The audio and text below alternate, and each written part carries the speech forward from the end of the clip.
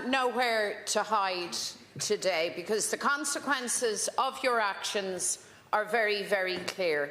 The Fine Gael Fianna Fáil rent hike bill has meant the highest rent hikes on record and evictions at the highest levels since the famine.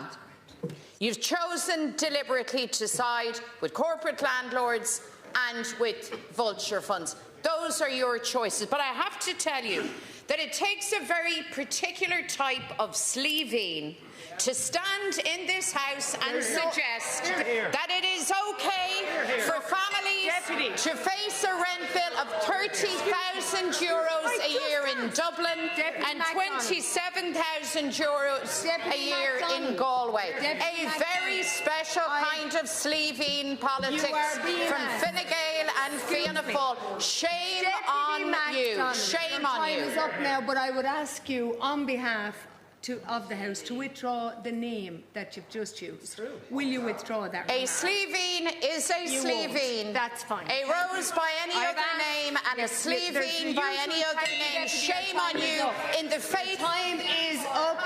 Deputy, your time is up. Now you're taking advantage. Deputy MacDonald, resume your seat. Your time is up.